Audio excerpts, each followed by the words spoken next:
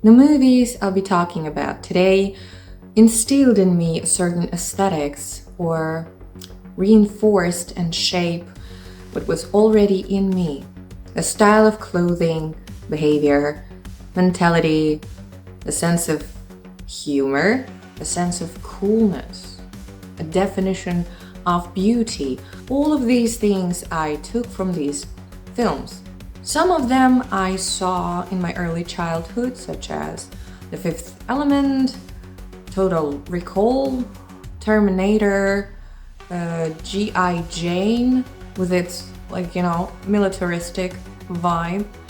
A little later, I was introduced to the Alien franchise, also like Predator, The Matrix, and Mad Max, etc. It's not that I was particularly interested in the technological side, technological aspect in these films, but it was the style, the aesthetics, the whole vibe that captivated me.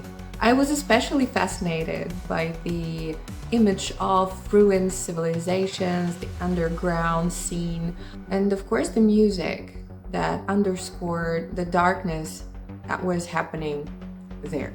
So in my teens, I started to look for something more darker, stranger, more grotesque, and I found it. And let me tell you, I wasn't bothered by the quality, by the budget, or even sometimes by the acting.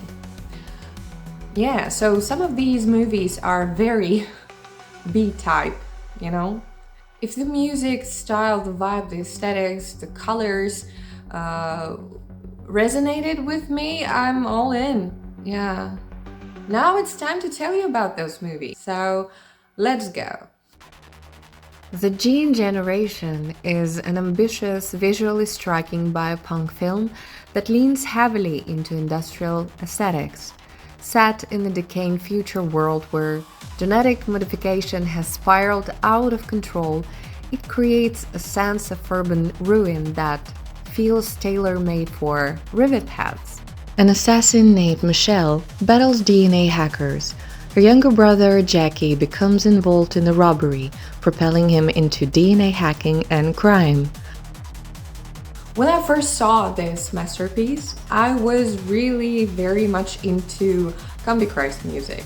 So imagine my shock, cultural shock, I would say, when I saw them in one of the coolest scenes in this movie.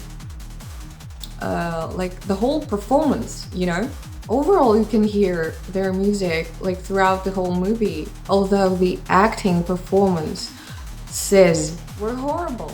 The outfits, the whole aesthetics, the colors, the music was on point for me, especially in my teenage era when I didn't have any friends. I still don't. It was the feeling of finding something truly mine. I still love this movie.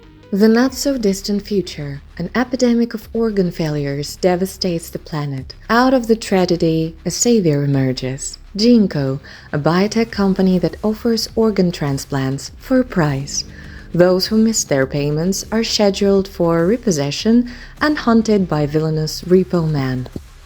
Riotous blend of goth opera, horror, and industrial rebellion, which makes it an absolute gem for Rivetheads and cybergoth alike.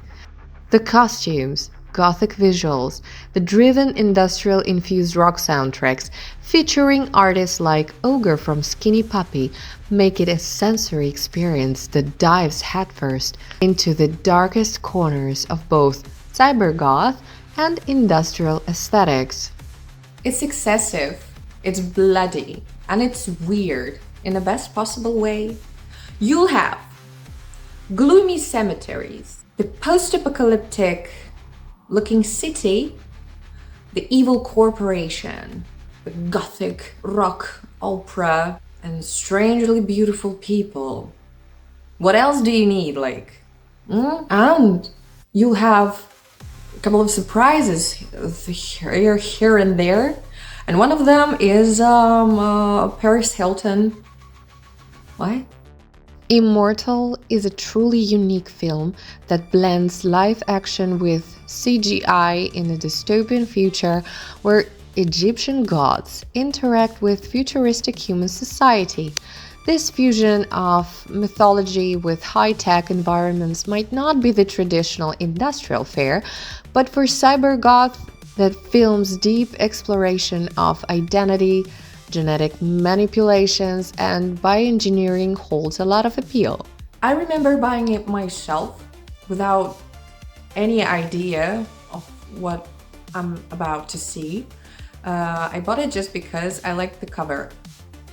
And it was one of those cases where when the meaning was completely lost for me, but the visual aspect stuck firmly in my head, in my, I would say, subconscious. Fragments of this movie keep coming back to me as if like from a dream or something.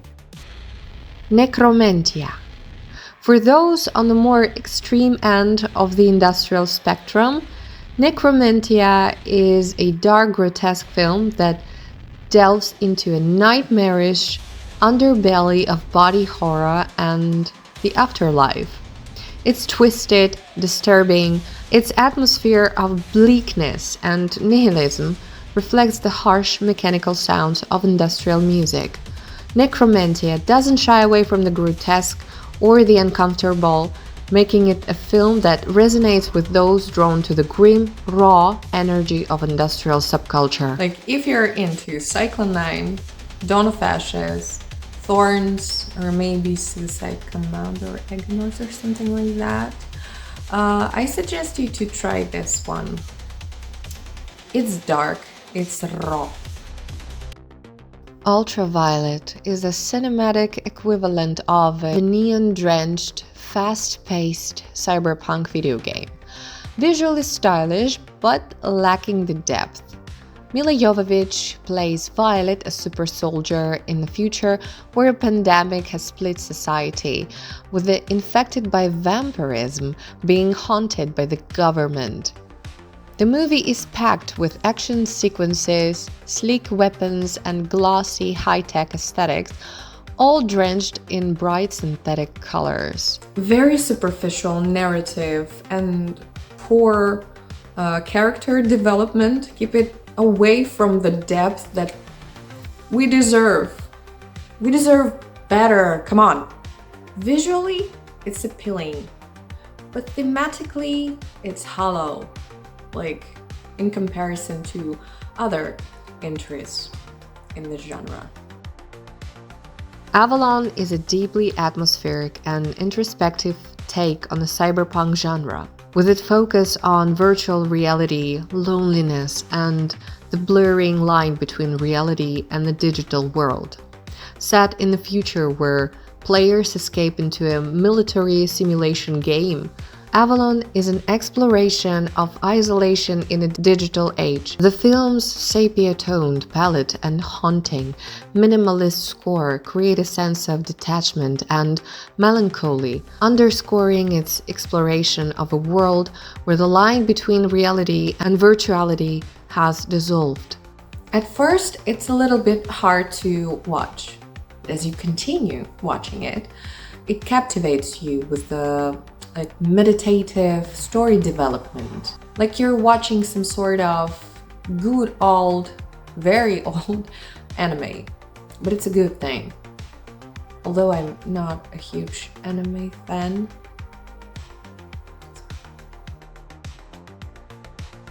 Dark City is a masterpiece of industrial cinema. Its dark, oppressive cityscape feels like a character unto itself, constantly shifting, with an alien intelligence controlling the urban sprawl.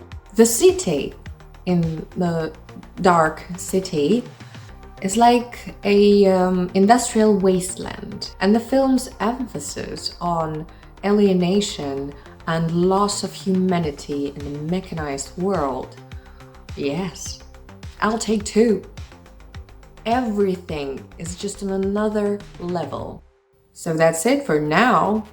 Yes, it's a short list, but I think it's enough for the first episode. You can subscribe to see more in the future. I'm not going to speak only about like industrial movies or something, but someday you'll see here a part 2, and that'll be very interesting for some of you. Some of you will find it irritating, and you'll hate me. Classic. So bye!